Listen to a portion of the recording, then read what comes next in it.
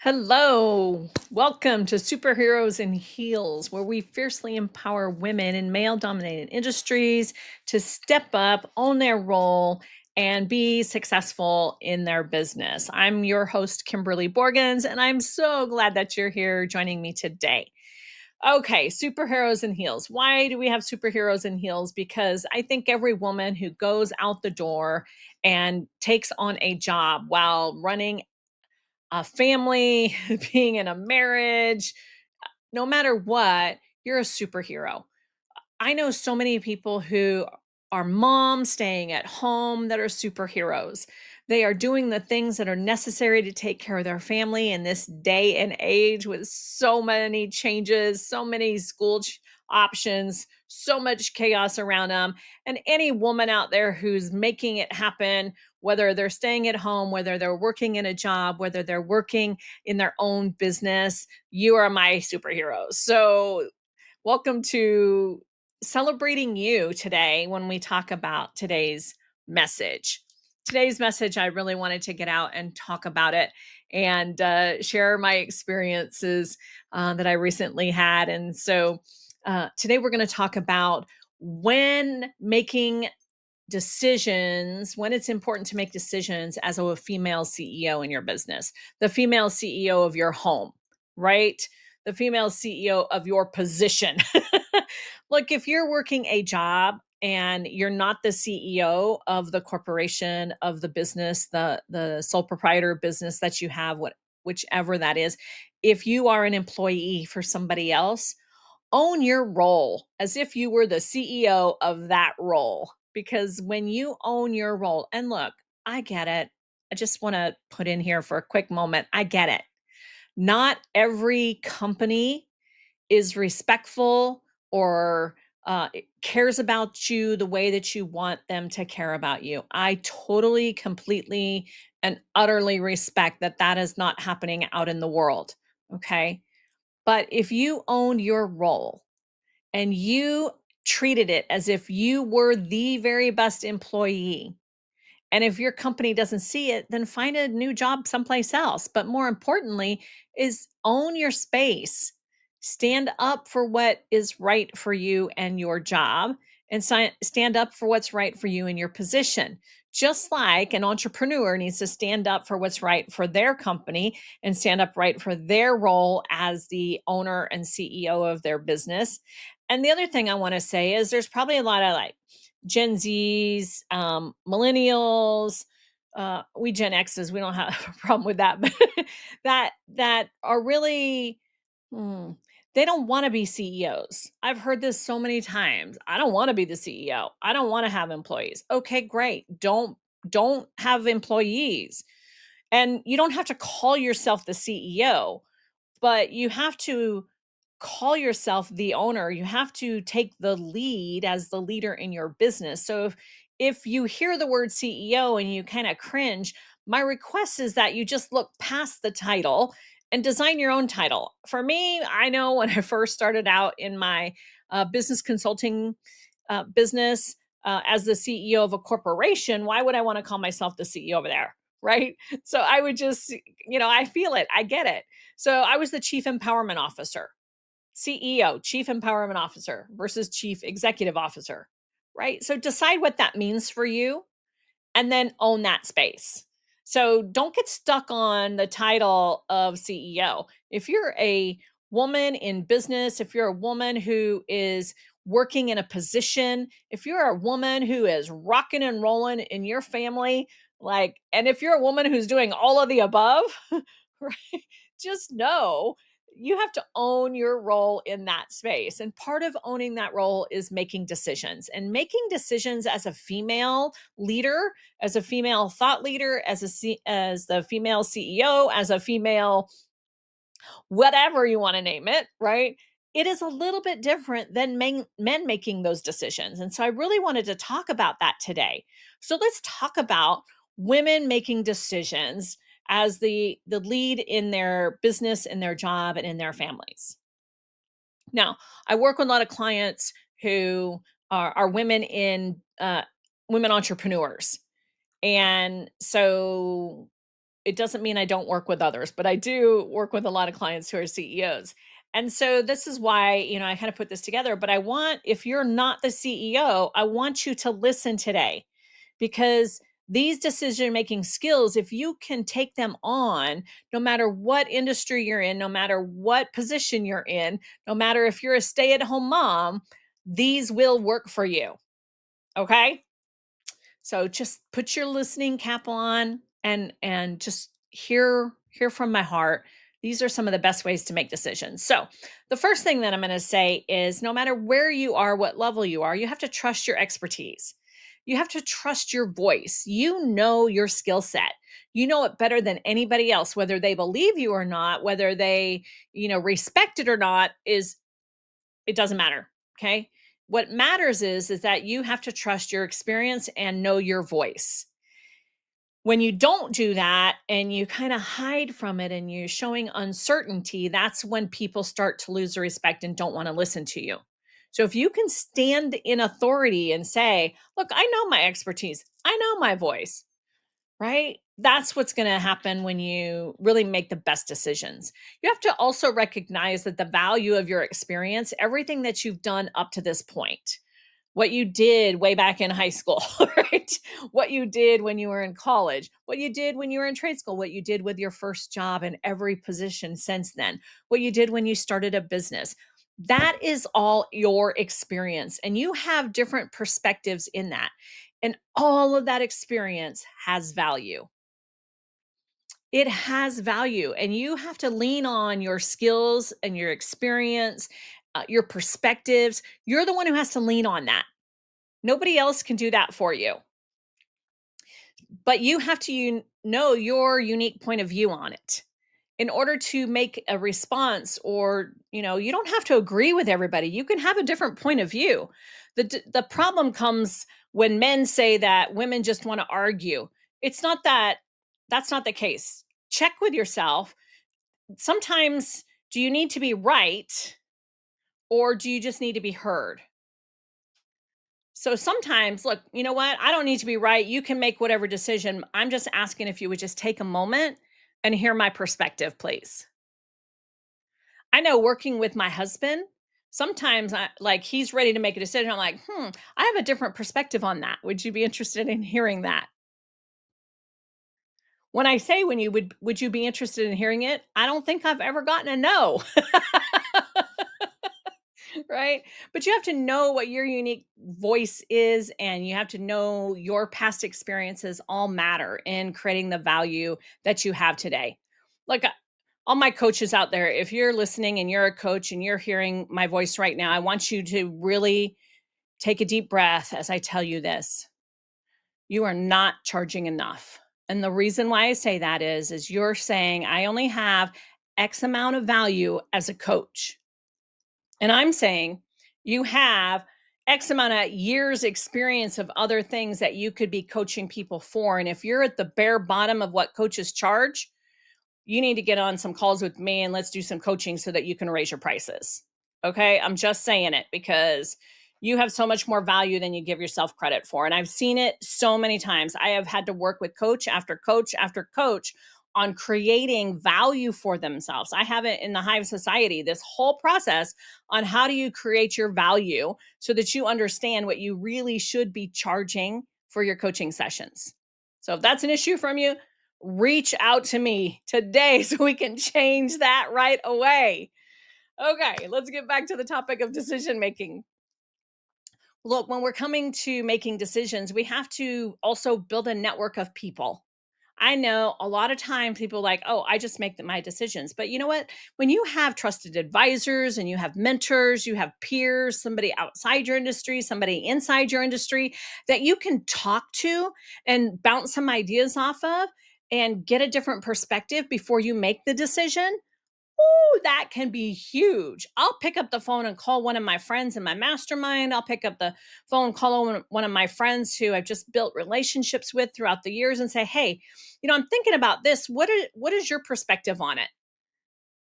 Right? Get a couple of other different perspectives. If I have time to make a decision that, I can talk to other people, my trusted advisors, my mentors, my peers, all of those things, then I want to take that time and utilize it beneficially for the decisions that I'm about to make.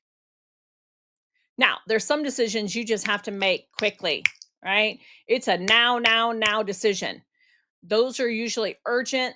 They're urgent because of two, maybe three things. Two things for sure. One, there's a safety issue involved. Okay, we got to do this right now because there's a safety issue. Number two, there's a deadline and you're at the deadline. Okay.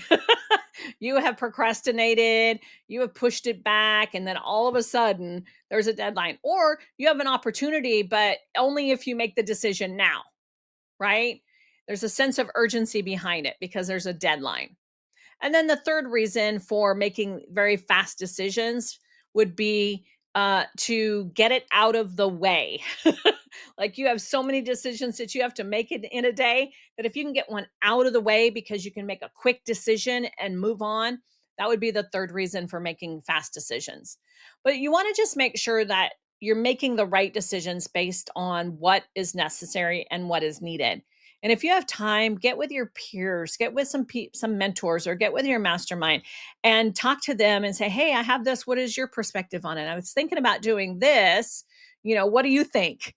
Right? Get some support because sometimes we just need somebody to give us some support. Another thing to look at when you're making decisions is you have to stand by your choices. You have to have the confidence, you have to have the evidence to make that decision right. So make sure that you're paying attention to, I have to make this decision. What's the evidence that I need in order to make this decision? I don't know about you, but people who are kind of like me, who are very analytical sometimes, and we can get stuck in indecision because we don't have enough facts, right? I need more information. I need input. I need data, whatever that is. Go get your data and give yourself a timeline to make that decision. Because what happens if we just kind of keep going, keep going, keep going, we're never going to make a decision. And then we get stuck in that urgent because we're at a deadline and we can't change the deadline and we just make a decision kind of willy nilly. Right. I'm saying give yourself enough permission to say, okay, this is all the research I'm going to do. I'm going to make a decision now. And I'll talk about at the end how that can get shifted around. But just know, make a decision. Don't get stuck in procrastination. Don't get stuck in thinking, oh, I can't ever make this decision. It's called that perfectionist mindset, right? Get out of it. We're never going to have all of the details. Okay. Never, ever, ever. There is not enough research for those analytical people like myself to ever have enough information to make the decision. What you have to do as the CEO is bypass the part of you that says, I need every little detail. You need the details necessary to make the decision, and then know that if you get more details later, you can do something different. Make your decisions transparent. When you make your decisions transparent and you say, hey, I'm making this decision, this is the reason why I'm making this decision, I created some criteria. Share that, be communicative of that, let everybody know what that would be. You can even go like, look, if I make this decision, here's the outcome I expect. If I make this decision, here's the outcome I expect with this decision. So with that information, I'm going to have to trust myself, trust my experience, and I'm going to choose this decision, right? Be transparent. Sometimes people, especially men, they want to know, well, how'd you make that decision? Oh, it was an emotional decision.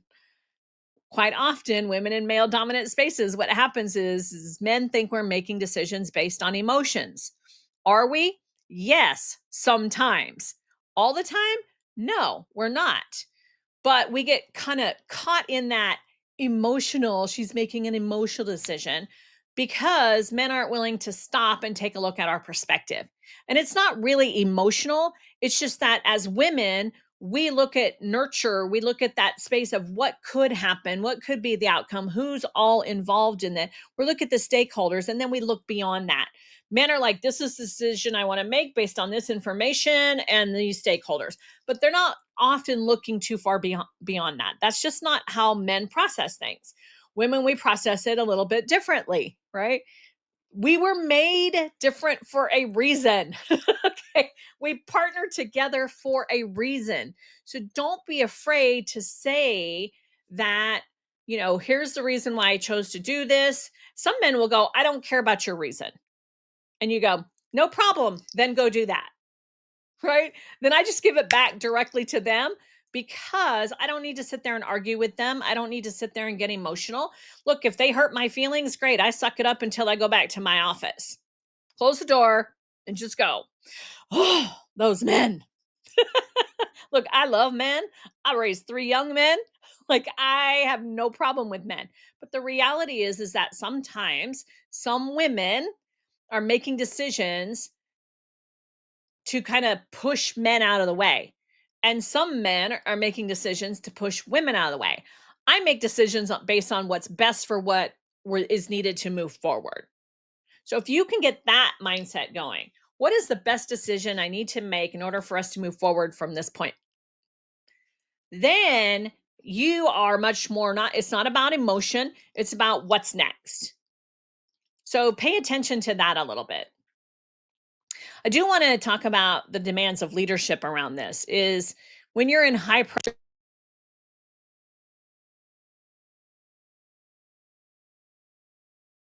impact somewhere around you. You really have to pay attention to not getting burnt out on all the decisions you have to make. I know lady entrepreneurs are out there just doing it for themselves. We've heard the song, we know it. Okay, can I just say stop it? Stop trying to do it all for yourself. You can make the decision to have somebody else help you out. Like I said, you can reach out to peers, you can reach out to masterminds, mentors, people like that. You can come over and join the Hive Society. Whatever that is to make the decisions because there's a lot of routine decisions. I tell people all the time, you're making thousands of decisions a day. Okay. And do you know that you're making like, I don't know, 500 decisions a day around food and, what to eat, what to drink, when to eat, when to drink, right? Do I want it hot? Do I want it cold? Do I want it spicy? Do I want it non-spicy? Do I want it savory? Do I want it sweet? Like all these decisions, you're doing them every day automatically. Your subconscious is making decisions for you automatically all the time, but when it comes to business decisions, important decisions, don't let the autopilot do it. Pay attention, right?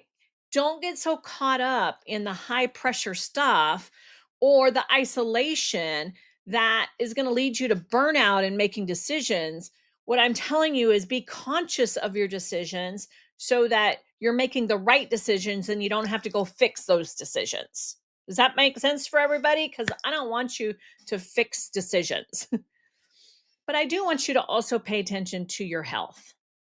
See, a lot of times what happens, people, you get the fuzzy mind, right? You're getting caught up in making all these decisions and you're getting tired and you can't understand why. And a lot of times, all it is that you're not drinking enough water. Do you know your brain needs water, a lot of water every single day?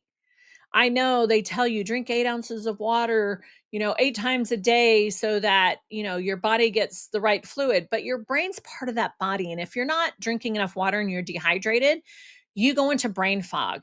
You quickly go into brain fatigue. Okay. Decision fatigue is a real thing. And you can absolutely go into decision fatigue when you're not drinking enough water. Okay. So you have to make sure that you're taking care of yourself. You have to make sure that you're making the best decisions, the best time of day, right? I know for me personally, the best time of day for me to make the biggest impactful decisions is first thing in the morning.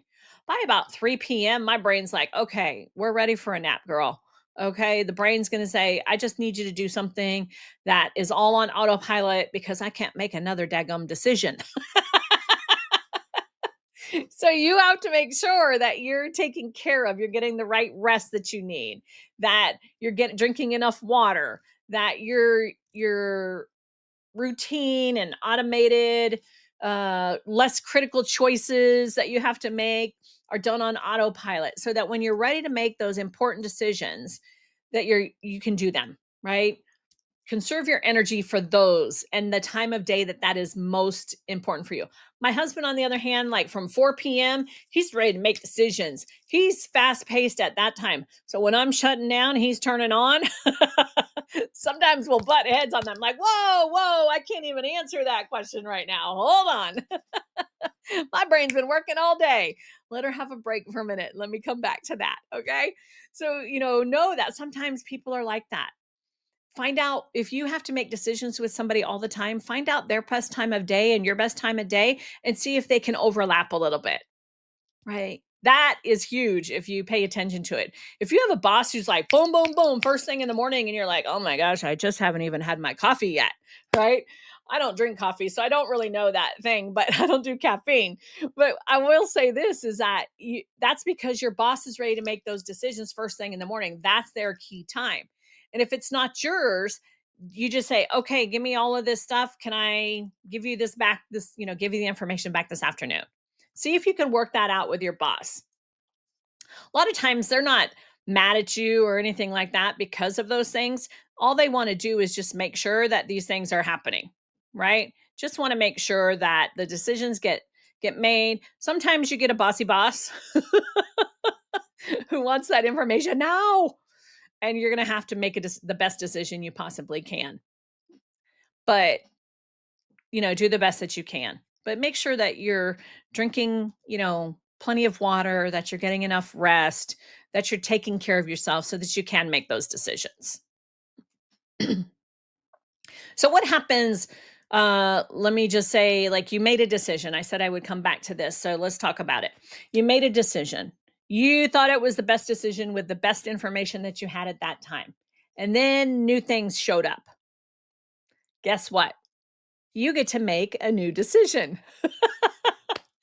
Look, we have been told for decades that women just change their mind. So use it. It's your free pass. I love having the free pass that I can change my mind and it's normalized, right? Men don't get that. We get that free pass. And yeah, it's looked at as kind of a negative thing, but just turn it around as a positive. That's my free pass. When somebody says, well, you already made a decision, I'm like, yeah, but it's a woman's prerogative. We get to change our minds. So I'm changing my mind. You can play with it, or you can just decide that, yeah, you're right. I did make a decision based on the information that I had. Now I have new information, so I'm making a new decision. Are you with me now? Okay, great. Let's get going. Right? That's the best way to handle that kind of response. Move forward in business. Look, yeah, I have new information. I'm making a new decision. Right? Determine what's changed. What's different than the previous decision that you made.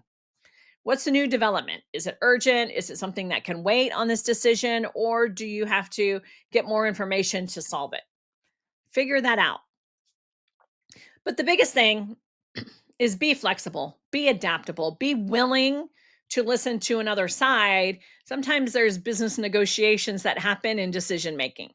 You make a decision and like, wait, hold up. Have you ever had that happen? I know I've had it happen many times, right? Like I'll make a decision and then my husband, who is my business partner, will come in and then he tells somebody something different. And they're like, well, wait a second. Kimberly said this. Who should I listen to? And he'll go, depending on the situation, depending on the criteria or what it is, he goes, yeah, Kimberly and I spoke and I'm making a new decision on behalf of both of us. He only does that when it's true. So they can trust that. The second thing is he's like, "Oh, I didn't know Kimberly told you something. Let me go check with her and I'll let you know which one to go with." See how simple that is?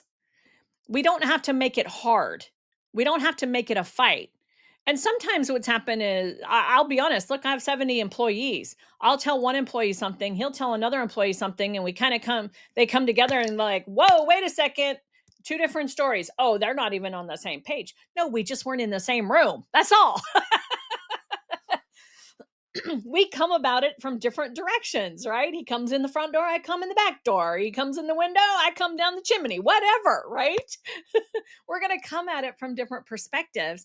So why not have that conversation with your business partners, with your boss, with the person that you're negotiating with? You have to negotiate and keep communication open. So be flexible, be adaptable, be willing to go, oh, I don't know. Let's check on that. Right? He's not afraid to pick up the phone. He's not afraid to come in my office and say, hey, you told so and so this. I'm like, yep, because when I want him really to do this, I'm like, okay, have him do that. Like, I'm not attached to it most of the time. Right? Sometimes I'll say, nope, here's the reason why I need it to go this way. And he'll go, oh, that makes sense. Right? But you have to be willing to communicate. It's not about, look, I'm the boss, do what I told you to do. That's if you're a really good CEO, you're not saying that, right? You're going, okay, tell me why this isn't going to work. Help me understand. Why do we want to change it? What information am I missing? Right?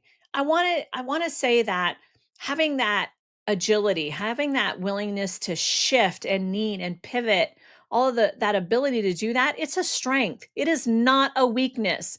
And when someone says you're changing your mind or, you know, you're not flexible or whatever, is like check in with yourself, but understand that when you can embrace agility and pivot, all these words that are being used based on the change of circumstances, that is a huge strength because you've listened to your team. You're listening to people. Communicate and be honest and be transparent, like I already said, around your decisions, and people will trust you and they will follow you in that process. So make the decisions. And if you have to modify or reverse a decision, explain the reason to your team, right? Explain the reason to your board and your stakeholders. Transparency builds the trust. And when you can do that, it reflects hugely on you. Speaking of reflection, let's say you made a decision and it was bad. I don't know about you, but I have made some bad decisions throughout my life, unintentionally, not harmfully, right? Just made decisions that just didn't work out. What do? You reflect on it. My mentor Sandra says it's plan, do, review. I planned it this way. I did this, and I reviewed what worked and what didn't work. Is how I say it, right? So you look at every decision. If there needs to be a review on it, if you need to reflect on it, is what worked, what didn't work, what are you going to do next? Now that's me talking to you. I've been doing that for over 25 years, right? What worked, what didn't work, what next?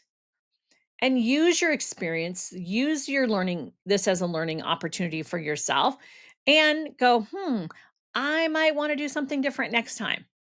I might actually want to ask one of my peers instead of just trying to make the decision for myself. You made a mistake. Okay, great. Learn from it and move on. Do not hold on to that mistake as if it's like this prick to your heart. That's not what it's about. You're going to make mistakes in business. You're going to make bad decisions sometimes. You're going to make decisions where you didn't have enough information. You did the best that you possibly could. And now you have to make a new decision. Great. Then do it. Because that's what's most important. Right. And I just really want to say is there is a big difference between making a decision and taking an action. Right. I often say, look, there's three turtles sitting on a log. One decides to jump off. How many turtles are left on that log? And I wait. And then I get answers from my audience. And I get all kinds of answers. But let me tell you, just because you make a decision doesn't mean anything happens until you take action on it. So anytime that you make a decision, it's just a decision. Until you take action on it, until you do something about it. Or as I like to say, until you choose, make a decision and move. So choose and move, make a decision, take an action, make a decision, take an action. Decisions by themselves, unless you or somebody else takes an action, it's just a decision. If you really want to pay attention to how many of those decisions were taken action on, that's a bigger thing. Like for example, let's just be real for a second, okay? You've made the decision to, oh, I don't know, pick up the phone and call those 10,000 people that could, buy your product or services, but it's that, you know, the 100-pound phone, right? You just like, oh, I can't make that call today, right? You made the decision to make those calls. You made the decision to do follow up. You made the decision to lose weight. You made the decision to eat healthier. You made the decision to be the CEO. You made the decision to hire somebody for you. You made the decision to get employees or to not have employees, right? But until you take action on those decisions, they're irrelevant. Are you seeing what I'm saying? It's irrelevant until you take an action on it. So, no matter how many decisions you make, you can get into decision fatigue just by making a whole bunch of decisions without ever taking action on it. So, don't do that. Look at those routines that you have that you take action on and find some new routines that, create the space for you to make a decision, take an action, or choose and move. Right? So if you don't take action on them, three turtles are still going to sit on the log until they take an action. So make sure you take an action from this day forward. That would be my biggest challenge for you, is from this day forward that you make the best possible decisions that you can with the information that you have right now. You make the decision and then you move forward from there. Now, let me talk to you real quick about decision fatigue. Okay. I have to tell you this, decision fatigue is a real thing. When you're making a whole bunch of decisions each and every day, your brain is like, can get tired out. Okay. Can we just be real? Especially if, in order to make that decision, you have to do the research to find out if you should make that decision. And all of that is happening in the same day or something like that. But we're making so many decisions every single day that people don't realize that it does take a toll on our brain. And at certain points, we get into decision fatigue. So I'll get home and my husband will say, "What do you want for, where are we going to go for dinner?" And I'm like, "I don't care." He's like, "No, pick a place." No, I just don't care. No, I can't make another decision, babe. You know my criteria for eating. So you make the decision and you pick a place. And sometimes your spouse might be saying it to you, and you say, "Babe, do you just need me to make the decision for you?" If you're not in decision fatigue, then please make the decision for them. Don't get into an argument. Don't get mad about it. Just understand they've probably made a lot of decisions throughout the day and they don't even realize they're in decision fatigue. So let me tell you about this restaurant. So I was in Dallas last weekend and we went to this restaurant. And the restaurant, um it was really interesting. We didn't know this. My husband picked the restaurant. We were looking for a little steakhouse and he decided, okay, I found the place. It's called, if I remember correctly, it was called Medium Rare. Okay. You go to the restaurant and you sit down and they give you the menu, but there's only one thing on the menu. One dinner choice on the menu, right? It is steak and frites, basically. It's steak um with fries on it, with a sauce on it, and you get to decide whether you want uh medium rare, medium well. You get to decide that. You get to decide if you want the sauce on it or no sauce on it. There's not even any ketchup for the french fries. They don't even That's not even an option there. Right? So when you're in decision fatigue, this is the best restaurant to go to. I told my husband this is the best restaurant for no decisions. You can decide what you want to drink. They have a full menu for the bar, right? And I think dessert, there was like 4 or 5 choices for desserts that you could choose from. But as for the meal, there was one decision. So it was delivered to you first. You got this big thing of bread, and I said, Do you happen to have any gluten free?" They said, "No, that's not an option." I was like, "Okay, no bread for me." But my husband and my daughter, they had the bread. So the bread and butter shows up, and then a little bit later they bring you a salad. No choices around this salad. You just eat what they give you. And then they bring you the steak and the fries. And then A little while later, when you kind of wrapped up what you're eating, they come back around with some more steak and fries and will give you a refill if you want. Look, if you're in decision fatigue, find a restaurant like this because I just thought it was the funniest thing. Now, I really was looking forward to something else, but I was like, we were tired. It was the end of the day. We'd been in a conference all day long. And it was like, okay, we're just going to go with this, right? I took mine without sauce because that sauce looked a little thick, probably had some flour in it. So it was all, it all worked out. We had a nice meal. We didn't have to think hard. And you know what? Sometimes you can have meals that are ready in your refrigerator. You can have pre-prepped meals. You can have a restaurant that is kind of like your standby where you don't have to worry about too many decisions. If you plan that ahead and you're in decision fatigue, then, that's a bonus for you. But I just thought it was pretty funny. I told my husband, this is the best decision fatigue restaurant I've ever seen. But it was great. But think about for yourself as I wrap this up today on decisions is you have to make the best decision for you based on the criteria that's necessary for you to move forward in your business. There's all kinds of different kinds of, well, that was redundant. Look, there's all kinds of different decisions. You can have hip shot decisions and fast decisions and slow decisions and decisions that you need other people to help you with and decisions you can do on your own and decisions that need more information and decisions that need less information and decisions for him and decisions for her and decisions for the kids and decisions. It goes on and on and on and on and on. We don't stop making decisions until we pass away. Okay? Not always the decisions we want, but we still are making decisions every single day to get up, to brush our teeth, to take a shower, to put makeup on, to not put makeup on, to drive this car, to drive that car, to, take a bus to school, mom will take you to school, whatever. All these decisions are happening all the time.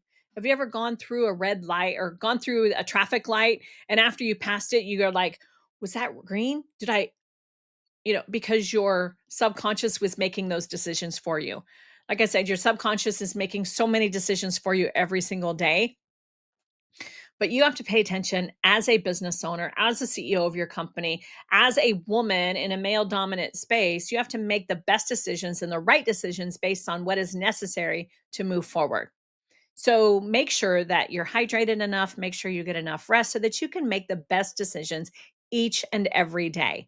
And if you find that you're in decision fatigue, take a deep breath. Make sure you take a drink of water, get yourself hydrated, and then just stop and breathe for 5 minutes.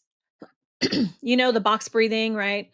In, hold for 4, out, hold for 4, right? You just take deep breaths.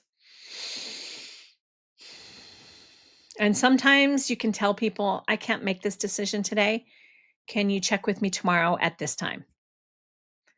Do what is necessary for you to make the best decisions for you and your life and your family and your business because you are the CEO of your life. I hope this is helpful for you. Thank you for joining me today here with Superheroes in Heels. Again, I'm Kimberly Borgens. I'm your host, and I'm fiercely empower women to step into making bold decisions, own their role in business, and make the best decisions for themselves and their business. Feel free to reach out, make a comment, ask me some questions. I'd be more than happy to do a Q&A podcast down the line that is answering your specific questions. And subscribe to our channel here with Superheroes in Heels and ask yourself today, what kind of heels am I going to wear? Are they flat heels, right? No matter what, your heel has to step into them. So it doesn't matter what the height they are. Or are you going to put on some tall shoes, kick it to the curb, and let's go, right? So depending on where you are and what your mood is, put on your superhero heels and go and do what is necessary for you to grow and build a successful business, successful life, and successful community. Thank you for joining me today. I'm Kimberly Borgens. Have a great day.